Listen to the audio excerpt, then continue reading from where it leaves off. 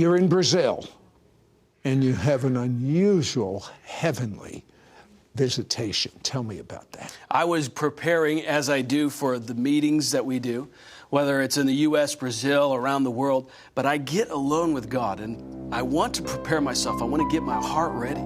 I was not ready for what was about to happen. In a moment, I was caught up, and I was flying through the heavens. I remember seeing the clouds passing by me, stars. I mean, I was going way up, and I said, what is going on? And I heard a voice, and I heard this voice say, I'm taking you to the third heaven. When I arrived in this location, there was thick, dark clouds all around.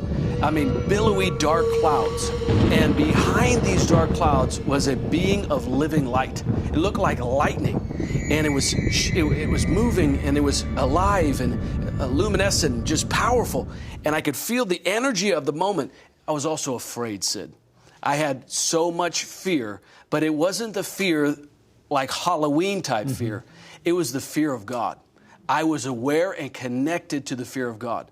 And I could feel it so tangible. And in a moment, I'm talking, I must have been there 30 seconds, maybe 45 seconds. I don't know how long in eternity that is. But all of a sudden, I'm back in my body. And I'm laying in bed, and I can feel the power of God still coursing over my physical body. I was there in one moment. Now I'm back in my body. I feel this power. I'm vibrating with this energy. And I'm crying, I'm weeping. I'm undone. I don't know what to do.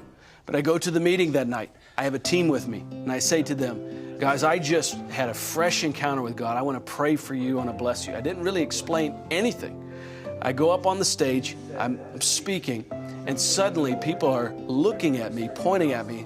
And I'm getting a little paranoid. Like maybe I have something, on me that shouldn't be. Maybe I look weird. I don't know. But the whole crowd is starting to point to me.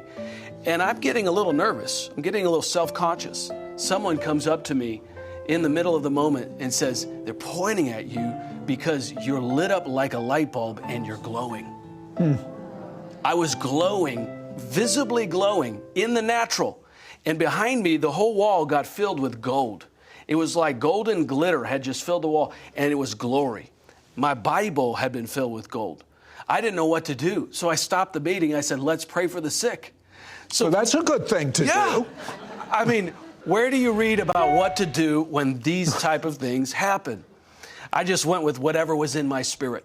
And so everybody came up, and as people were coming up, they were getting healed of, I remember a woman had like a deviated septum or something of that nature. I didn't even pray for her, but as she's coming up to the front, everyone is getting healed, and reminded me of the moment when Peter's shadow would touch those that were laid out in the city streets, and his shadow would heal people. So much glory on Peter. His connection with God was so much that his shadow would heal those as he passed by. Were many of those people healed? Many, all of them were healed. All? All of them were healed.